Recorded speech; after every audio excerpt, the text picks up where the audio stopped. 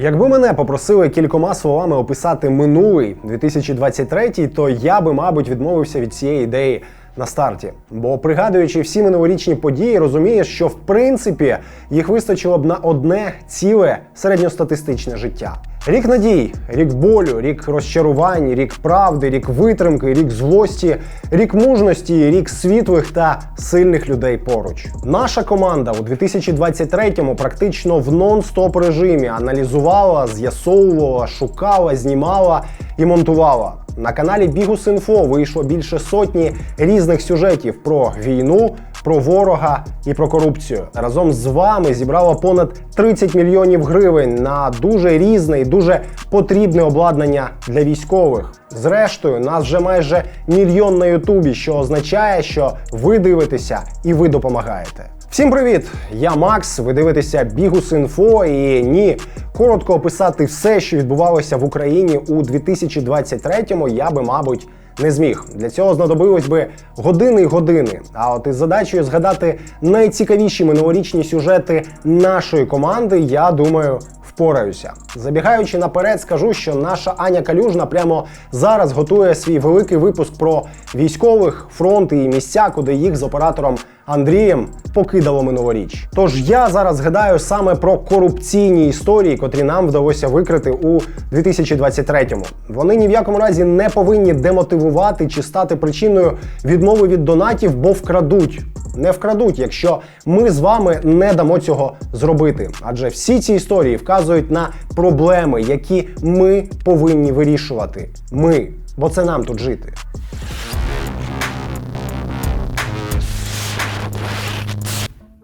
Погодьтесь, після початку повномасштабного вторгнення і заборони в Україні партії «Опозиційна платформа за життя» інформація про діяльність її колишніх членів дуже нагадує Іллю Киву. Така ж холодна і не дуже жива. От коли ви щось востаннє чули про Сергія Льовочкіна, Юлія Йоффе, нардепа і колишнього охоронця Віктора Медведчука, Віктора Чорного, якому взагалі якимось магічним чином вдалося пропетляти від усіх медведчуківських історій і лишатися в парламенті? Так, часом ми згадуємо про нового євроінтегратора Юрія Бойка. Нагадаю лише про квартиру в Москві. Квартира на 220 квадратів і паркомісце. У центрі столиці країни-терориста, біля Москви-ріки. Цю нерухомість дружина Бойка придбала у 2006-му.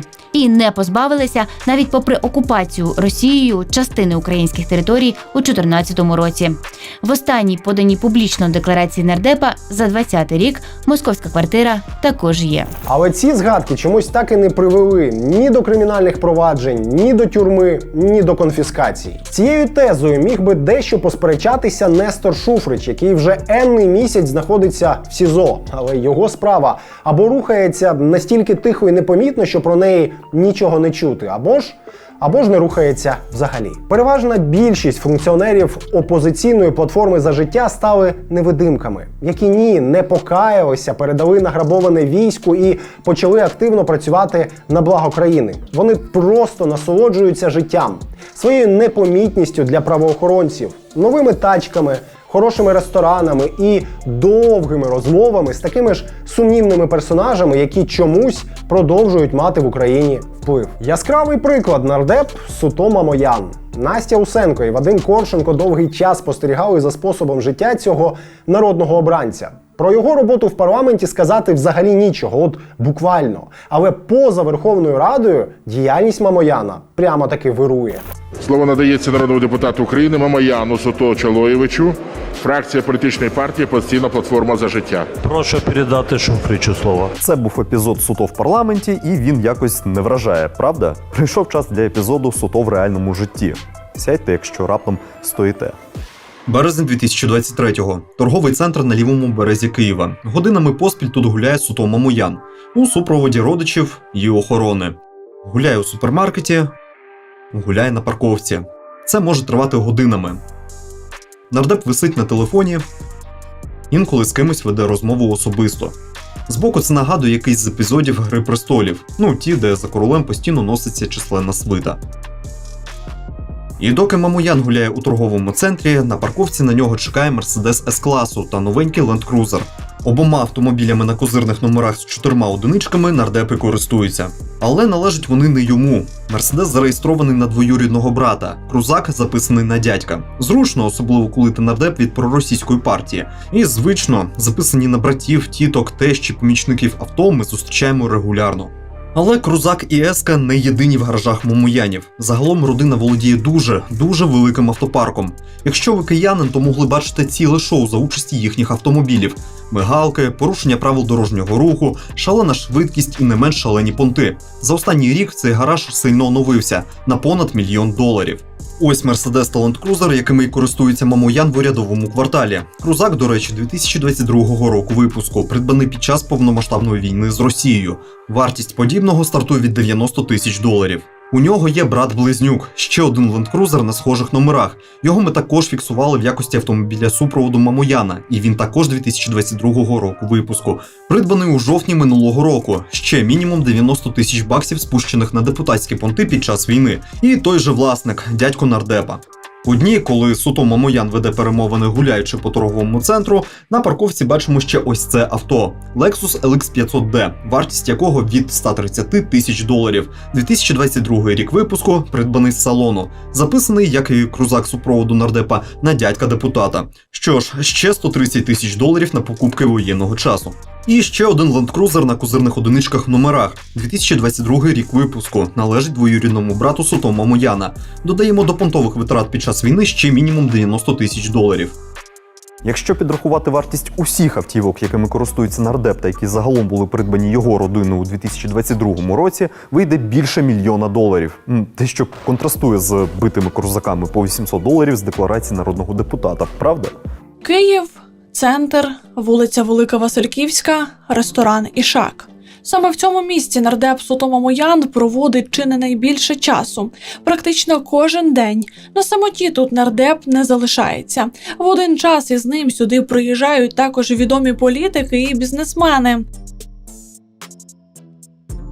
У грудні наш колега Михайло Ткач зафіксував тут цілий ряд зустрічей і зробив висновок, що Мамоян облаштував собі офіс прямісінько у ресторані. Ми цей висновок підтвердили. У березні Мамоян продовжував їздити в «Ішак» регулярно. Тут у нього є дуже багато додаткових опцій. Сховок для кортежу на парковці за закладом, власна віп-кімната і можливість лишатися у цьому закладі навіть після його закриття. Не зник і потік візитерів. Ось брати народного депутата, депутат Київради від, звісно ж, ОПЗЖ Сергій Мамоян і прокурор Рустам Судко. Ось біля закладу зупиняється ескалейд на козирних сімках. Авто належить батьку Ігоря Котвіцького, бізнес-партнера екс-міністра МВС Арсена Авакова. Нині ж авто привезло Армена Асланяна, партнера Котвіцького по алкогольному бізнесу. Вони є співвласниками в Караванському та Артемівському спиртзаводах на Харківщині. Ось Ігор Кушнір, президент комунального будівельного гіганта компанії «Київміськбуд». Нині він один з найбільш впливових будівельників міста, рівно наближений як до команди мера Віталія Кличка, так і до представників ОПЗЖ. Взагалі, непомітних людей минулоріч стало якось занадто багато. Персонажі без посади відповідальності, але з величезними повноваженнями. Прізвища цих людей з'являються в історіях про найбільші державні тендери, а потім їхні шляхи магічним чином перетинаються на Банковій. Один такий випадок можна було б списати на збіг, але у 2023-му це все вже почало виглядати як система. Погодьтесь, дуже зручно називати себе міфічним консультантом або ж позаштатним радником, прикриватися цим статусом, а потім в разі чого сказати «та нічого я не знаю, офіційно я ні до чого не причетний». Не вигадуйте. Про одного з найвідоміших таких персонажів у жовтні цілу історію зняла наша Наталя Лазарович. Серпень 2023-го. КПП біля дорогого котеджного містечка у Києві. Із закритої території виїжджає Мерседес 2021 року в ексклюзивному тюнінгу «Брабус». Трохи згодом ця ж автівка приїжджає до одного з ресторанів міста, поруч із урядовим кварталом. Вслід за охоронцем з машини виходить чоловік і прямує в заклад. Натомість водій автівки паркує її поруч із рестораном. Через 1,5 години чоловік виходить із закладу. Це Юрій Голик, як він сам любить себе називати, ідеолог великого будівництва і бізнесмен. Йому закидали створення найзухваліших накрутів і схем на великому будівництві. А після появи в історії з мільйонними тендерами для фітнес-тренерки здавалося, що кар'єрі Голика кінець і що вже дуже скоро у нього з'явиться нова регалія – фігурант кримінального провадження. Але автівка Голика їде аж ніяк не в НАБУ. Авто прямує до блокпоста на в'їзді до Офісу президента і заїжджає всередину закритої території, без зупинки та перевірки. Приїзд в ОП, який ми зафіксували і вже показали, не був разовою акцією. Ця Toyota Sequoia зареєстрована на компанію Голика «Сучасні медіатехнології». Нею він користується особисто. Ось машина виїжджає з того ж котеджного містечка у Києві. Пізніше ми фіксуємо, як Голик виходить з ресторану до авто. Ось Toyota заїжджає за блокпост біля ОП. Знову без зупинки і перевірки пасажирів авто. Наступного дня на тому ж місці майже в той же час.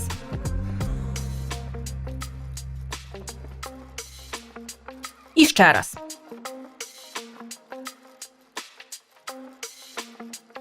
Ми запитали в Офісі президента, чи є зараз в Юрія Голика бодай якась посада. Голик Юрій Юрійович у трудових відносинах з Офісом президента України не перебуває та не є консультантом або радником в Офісі президента України. Судячи з публічних інтерв'ю, консультант великого будівництва нині став експертом з великої відбудови. Сейчас нет смысла там тот же Чернигов строить один в один под копирку, каким он был. Есть смысл построить новый Чернигов, новый Тростянец, новые Сумы, там, новые там, частично там, разрушенные города там, Житомирской области, новую Бучу, новую Ирпень. То цим Голик займається на Банковій. Чому тоді його присутність тут більше не афішують? Тут бояться реакції громадськості на подібне? Чи може саме Банкова – найкращий запобіжник від отримання статусу фігуранта в кримінальному провадженні? Щось схоже на Банковій ми спостерігали протягом усього року. От я, наприклад, вирішив поцікавитися біографіями так званих радників з Офісу президента. Це кілька десятків людей з повноваженнями від написати текст промови для Андрія Єрмака до зустрітися з міжнародними партнерами і поговорити про F-16. І от про них не було відомо аж нічого.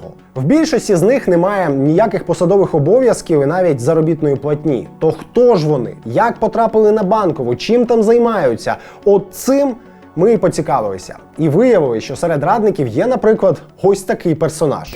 Алло, я сказал, снимай, б***ь, снимай, не хочу сидеть так, сам говорю, что за А ще помітили, що прізвище одразу кількох таких радників за дивним збігом обставин засвітилися поруч з дуже грошовитими і дуже некрасивими схемами на відбудові. Еліна Ільянова сьогодні є співвласницею компанії Eventus Management, яка має прямий стосунок до групи «Приват» олігарха Ігоря Коломойського. Партнером Ельянової у фірмі виступає Ігор Хмельов, очільник цілої низки приватівських фірм.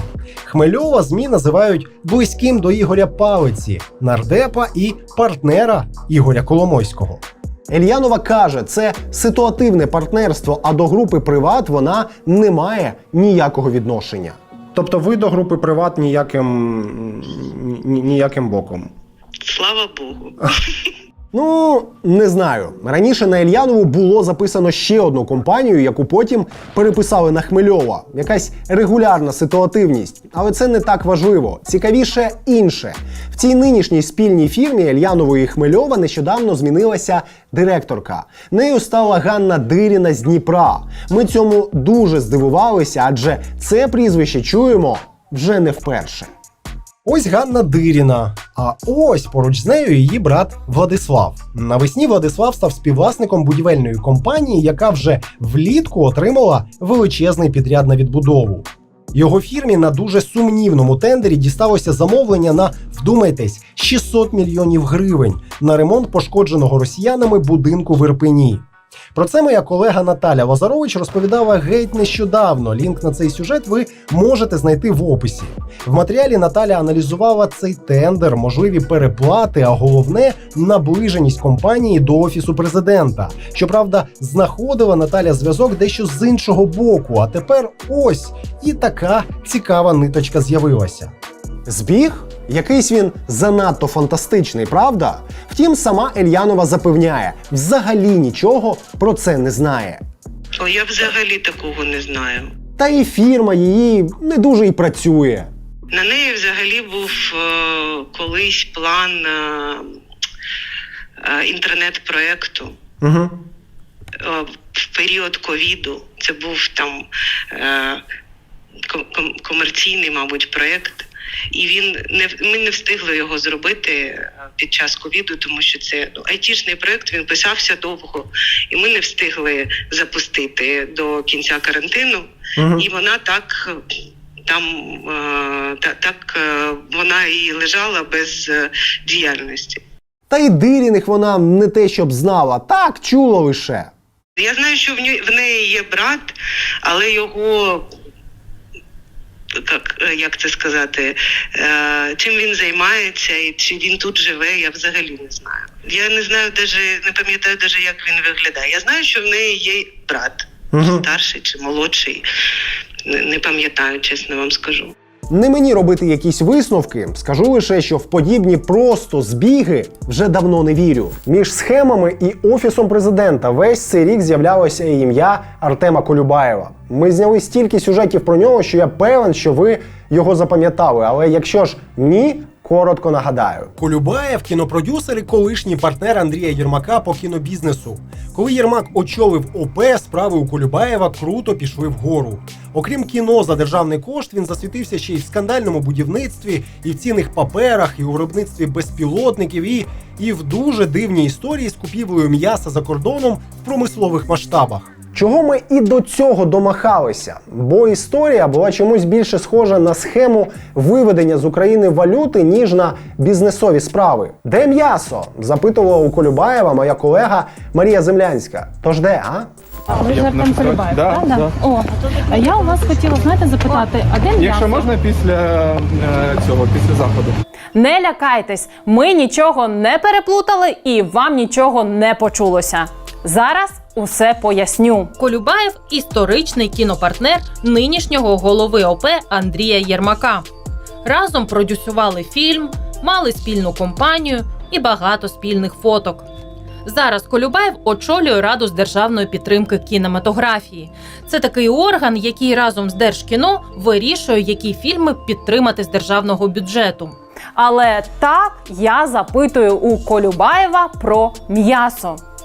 Не хвилюйтесь, ми теж вважаємо це максимально дивним запитанням для людини зі сфери мистецтва, але ми змушені його поставити. Бо Колюбаєв не тільки очільник ради, яка опікується кінематографією, але й бізнесмен. Слухайте, скажіть, будь ласка, де м'ясо? Я не розумію, про що ви говорите. Як не розумієте? На 37,5 мільйонів гривень м'ясо. Минулого року ваша компанія з управління активами отримала дозвіл від Національної комісії з цінних... Як ні? Бізнесмен широкого профілю, який останніми роками підозріло різко обріс частками в успішних і аж ніяк не пов'язаних з кіно бізнесах. І всі ці бізнеси настільки далекі від мистецтва, що тепер Колюбаєва доводиться запитувати і про м'ясо. 24 лютого 2022 року. Початок повномасштабного вторгнення Росії в Україну. Кабмін, щоб запобігти відтоку валюти за кордон, увів обмеження на імпорт. Залишив лише обмежений перелік критичного імпорту – товарів та послуг, які український бізнес може придбати за кордоном і, відповідно, відправити взамін гроші. Вже влітку цей перелік розширили, але менше з тим. 12 липня 2022-го Національна комісія з цінних паперів та фондових ринків прийняла таке рішення.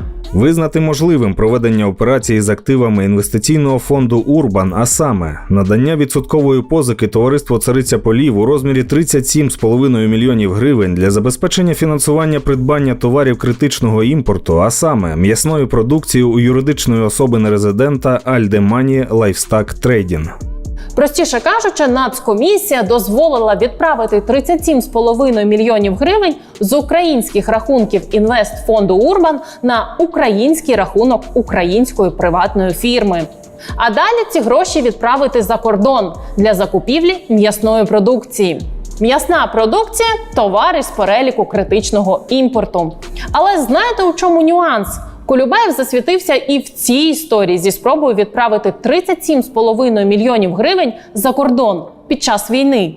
Але спойлер, м'яса так і не привезли. Взагалі ОП подарував нам минулоріч чимало приводів зняти про своє керівництво сюжети. І знаєте, тут не йдеться про те, що ми навмисне сиділи, вишукували щось про офісних співробітників. Ні, просто реалізовані ними їхнім оточенням схеми були настільки на поверхні, настільки нахабними, що не помітити їх було просто неможливо. Ось хороший приклад. Ростислав Шурма став заступником глави ОП відносно нещодавно, наприкінці 2021-го. До цього ж очолював Запоріжсталь і ходив на вибори від забороненого нині опозиційного блоку. Його ж родина активно займається бізнесом, в тому числі і пов'язаним з зеленою енергетикою. Що іронічно, зважаючи на те, що в ОП Шурма взявся курувати саме енергетичний напрямок. І от якось так вийшло, що коли росіяни окупували частину Запорізької області, Україна продовжила платити сотні мільйонів електростанціям в окупації в рамках зеленого тарифу. Навіть попри те, що деякі з них просто припинили синхронізуватися з українською енергосистемою. Серед таких станцій ми знайшли ті, що належать близькому оточенню Ростислава Шурми. Власникам сонячних станцій за їхню електроенергію платить державне підприємство «Гарантований покупець». Частину покриває за рахунок продажу електрики в ринок, а решту грошей, яких не вистачає, бо зелений тариф високий, бере в Укренерго. Так от, десь із липня 2022 року електроенергія зі станцій, які вимушено опинилися у тимчасовій окупації, схоже, вже не йшла в контрольовану Україною енергомережу. Відповідно, і тут починається головна проблема. Державне підприємство «Гарантований покупець» не могло їхню електроенергію продати, щоб хоча б частково розрахуватися з цими станціями. Але воно продовжило їм платити. За нашою інформацією, деяким СЕС платили аж до липня 2023-го. Тобто, ймовірно, рік роботи не в об'єднану енергосистему України. А серед найбільших отримувачів цих грошей виявились дуже цікаві компанії. Наприклад, сонячна станція компанії КД Енерджі 2. Кінцевим власником половини фірми значиться рідний брат посадовця ОП Ростислава Шурми. Станція опинилась в окупації майже із початку повномасштабного вторгнення. Як випливає із відповіді Укренерго, яке посилається на дані Обленерго, із липня 22-го вона, як і інші окуповані СЕС, працювала несинхронно із нашою енергосистемою. Отже, ймовірно, не могла віддавати електрику в український ринок. Але, за нашими даними, Україна продовжувала їй платити ще рік. За приблизними підрахунками, із липня 22 по липень 23 держпідприємство «Гарантований покупець» перерахувало цій фірмі майже 80 мільйонів гривень. Момент. Частину цієї суми може складати оплата заборгованості попередніх періодів. На жаль, ми не можемо її відокремити, якщо вона таки була. Але зрештою не так важливо 50, 60 чи 80 мільйонів. Важливіше, що посадовці довгий час в принципі не помічали проблему. Так, не лише станції брата Шурми і його партнера отримували під час окупації гроші від державного підприємства. Були ще СЕС із орбіти Василя Хмельницького і катарців, і СЕС інших менш відомих власників. Ми взяли саме ці станції для прикладу, адже саме Шурма у найвпливовішому нині органі країни, Офісі президента, за даними медіа, опікується енергоринком. Ми поцікавилися у нього, чи порушував він питання регулювання оплати СЕС в окупації, якщо ці СЕС вже не могли віддавати електрику в українську енергосистему. Але відповіді на письмовий запит не отримали. Помічник Шурми, якому ми також спрямували письмові запитання, не відповів нічого, окрім «добрий день». Показували ми окремих силовиків, причому як колишніх, так і діючих. Що їх об'єднує? Любов до великої і дуже дорогої нерухомості. І не любов до будь-яких пояснень. Почнемо з діючого. Тим паче, що в його історії не тільки дорога нерухомість, але й російські паспорти в родини і можливі зв'язки з кримінальним світом. Певен, ви вже здогадалися, про кого йдеться. Заступник голови Національної поліції Дмитро Тишлек. Колишній заступник. Вітайте оплесками.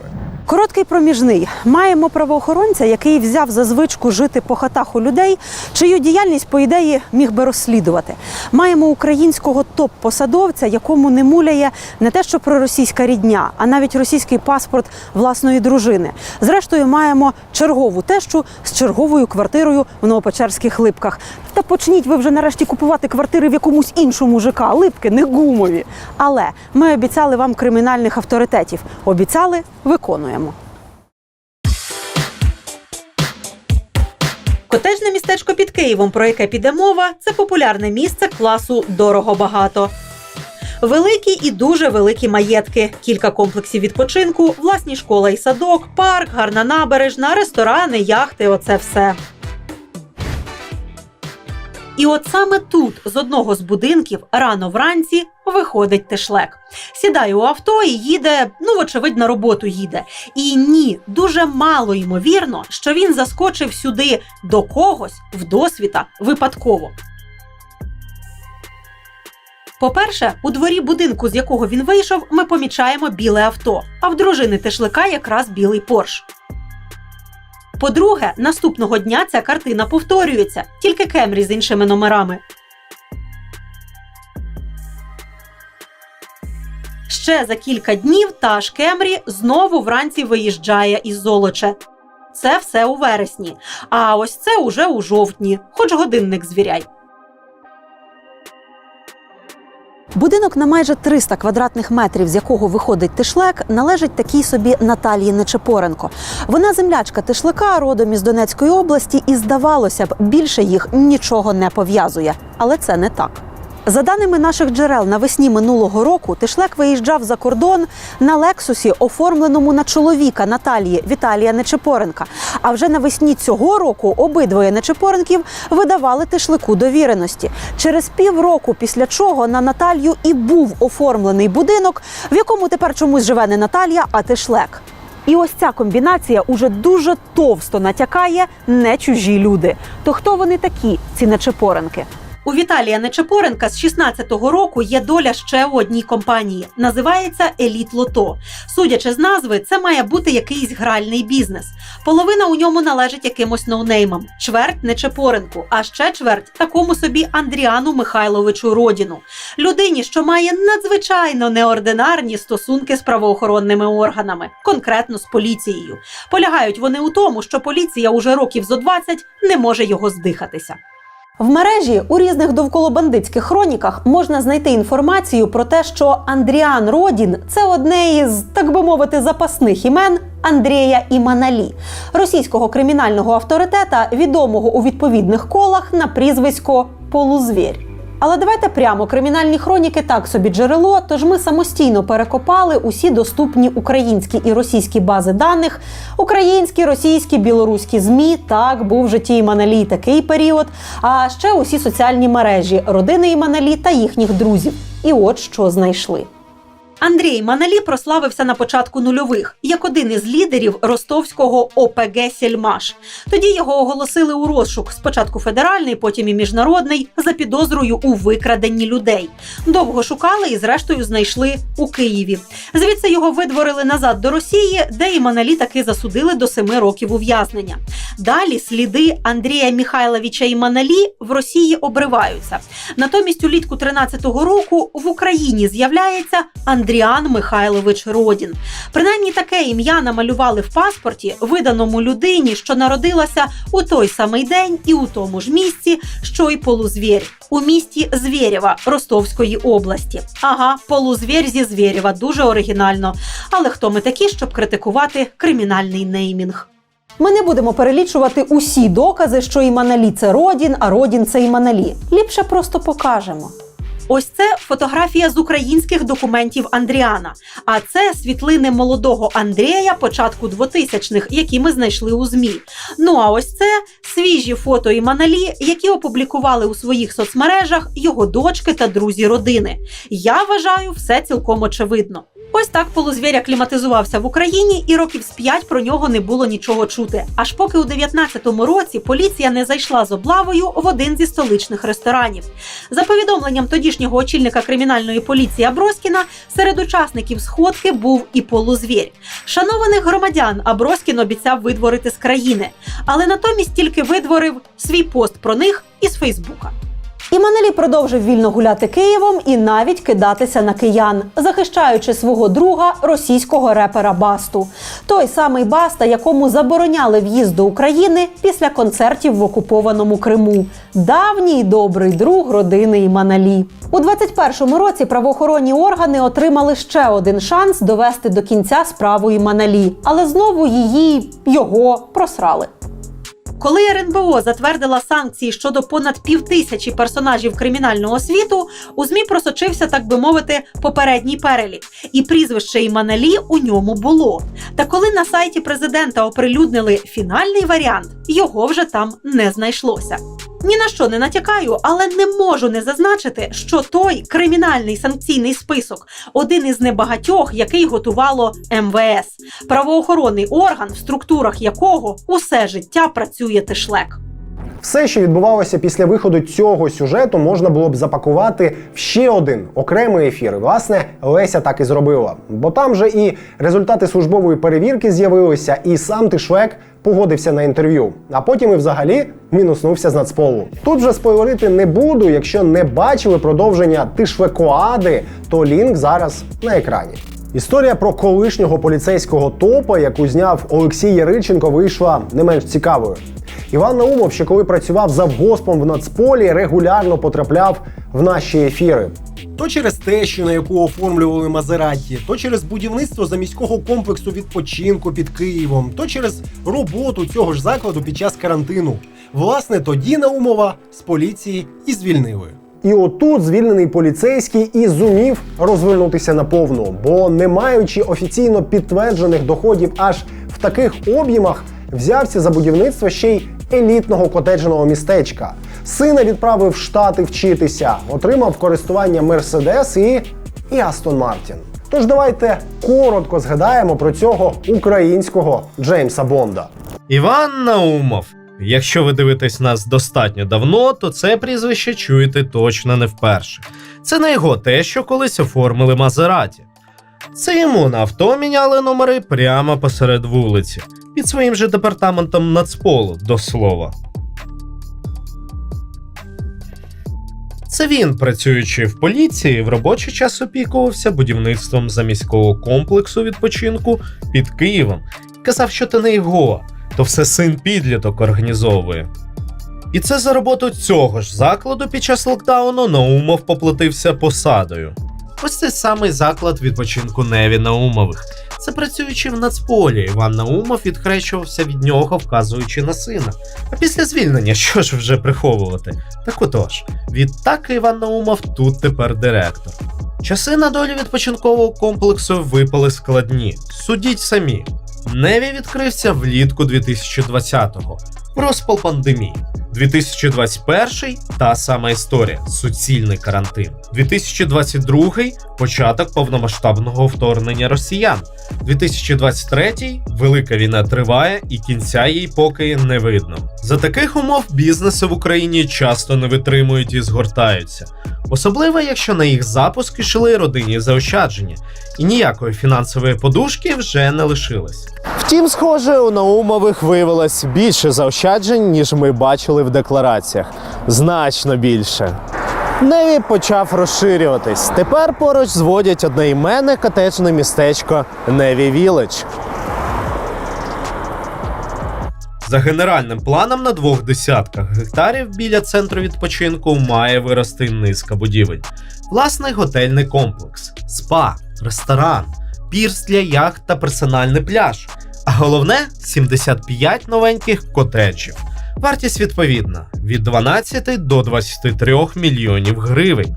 Продаж будинків активно ведеться через різні спеціалізовані сайти і рекламується в соцмережах. Тут ми одразу помітили дві цікаві деталі. Ось перше. Сторінки і профілі проекту створили в травні 22-го. Тоді ж відкрили продажі, показали рендери і вже навіть сам процес ведення котеджного містечка. Ще раз, травень 22-го. Давайте згадувати. Росіян з Київської області вибили за менше, ніж 2 місяці до цього. Багато руйнувань. Мало людей, які тільки почали повертатися на Київщину. Практично всі будівельні майданчики Києва заморожені. Бракує і робітників, і матеріалів. Ринок боїться щось починати, адже ще геть не зрозуміло, що буде далі. Тому навіть комплекси з високим рівнем готовності чекають кращих часів. А Navy Village стартує, рекламується, продає. Треба ж таке. Тепер друга деталь. Зазвичай на спеціалізованих сайтах з продажу нерухомості є розділ «Документи». І в ньому забудовники розміщують усю супровідну документацію. Про землю, про ліцензії, про генпідрядників і так далі. В профілі Navy Village цей розділ чомусь порожній. Тож невідомо, хто це котеджне містечко будує. Немає документів, невідомо, хто забудовник. Дзвінок у відділ продажу дав нульовий результат. Будь ласка, під'їжджайте, ми сядемо, обговоримо з першою особою. Можна припустити, що показувати забудовнику особливо і нема чого. В Державній інспекції архітектури та містобудування України на наш запит відповіли, що дозволи щодо будівництва на цих земельних ділянках не надавалися. Дуже мило, але ж як нам ще отримати інформацію про забудовника?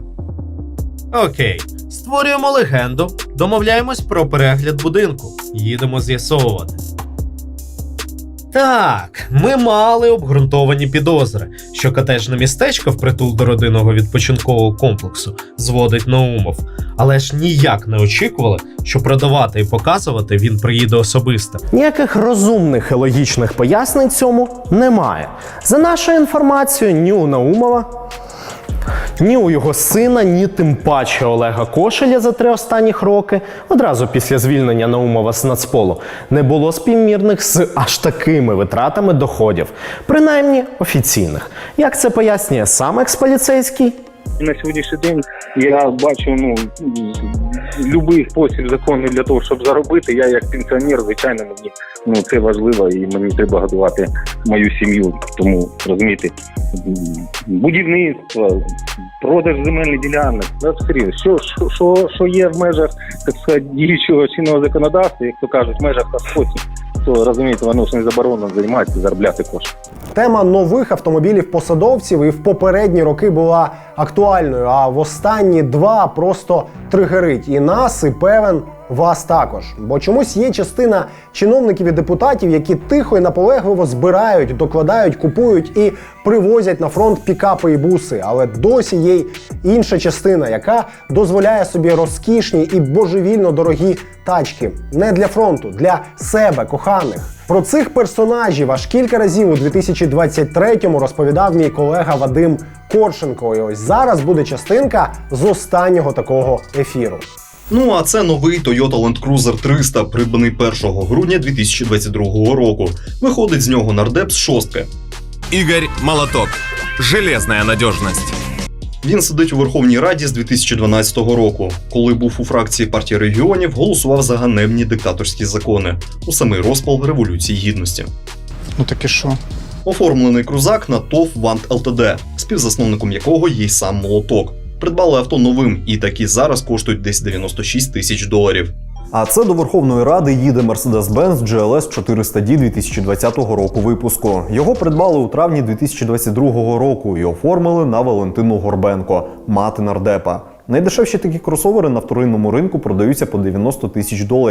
Як думаєте, це мама нардепа приїхала до свого сина на роботу його провідати? Окей, щоб зняти усі сумніви щодо того, хто ж насправді користується цим кросовером на економічному фронті, нардеп чи його мама, зазирнемо на фото з камер фіксації правопорушень. Так, на маму цей чоловік не схожий. А це новісінький Range Rover Sport 2023 року випуску. Теж перевищує швидкість на київській трасі. На жаль, знято авто ззаду, тому побачити водія не вийде. Але і свіжопридбаний рейндж теж оформили на маму нардепа Горбенка у квітні 2023-го. Найдешевші такі кросовери у салоні коштують від 118 тисяч доларів. А це ще один нардеп від групи «Довіра» – Василь Петьовка. І вийшов він з нового Volkswagen Touareg. Це, вочевидь, комплектація Ambience, і коштують такі зараз 76 тисяч доларів. Оформлену автівку на ТОВ «Партнер» дружини Василя Петьовки у вересні 2022-го. І Touareg за понад 70 тисяч доларів, який возить нардепа, не єдиний автомобіль, що поповнив гараж родинної фірми після 24 лютого. Тоді ж у вересні минулого року туди заїхав новий Шкода Кодіак з дизельним двигуном. Вартість таких кросоверів стартує з 38 тисяч доларів. У листопаді 2022-го до них приєднався бус Mercedes-Benz V-класу, ще приблизно 120 тисяч доларів. 2 місяці тому, в липні 2023-го, додався новенький BMW X5 з 2-літровим дизелем, ще десь 75 тисяч доларів. Ну і найдорожча бричка, яка заїхала у гараж фірми дружини Петьовки під час війни, новий топовий гелік в лютому 2023-го, десь так за 220 тисяч доларів. Нардеп повідомив нам, що задекларував Touareg, але декларації зараз прикриті. Коли ми спитали Василя Петьовку про вартість кросовера, то він нам відповів, що всі деталі не пам'ятаю. Користування іншими автівками фірми дружини він заперечив, а на питання про те, як вони використовуються, відповів: це питання не до мене. Таким чином, обновки автопарку фірми дружини депутата можна оцінити у приблизно 530 тисяч доларів. За ці кошти фонд «Повернись живим» міг би придбати 2 нових броньовики Fighter 2. І ще лишилося б на пару новеньких пікапів Peugeot Landtrek. Ну і на фарбу до них. Я не знаю, яким буде 2024. Поки що прогнози і очікування виглядають, м'яко кажучи, так собі. Але я не хочу використовувати банальні «найтемніша ніч перед світанком» чи «все минає і це мине». В цьому ж геть немає ніякого сенсу. А в чому є? В триманні голів холодними, в тому, щоб не ставати інструментами російських інформаційних атак, в допомозі військовим, не абстрактній, а цілком собі конкретній, в правді. І, само собою, в єдності. На сьогодні це все. Ми не зупинялися і не зупиняємося, тож прямо зараз готуємо нові ефіри і великі збори для військових. Залишайтеся на каналі і пам'ятайте, все буде Україна.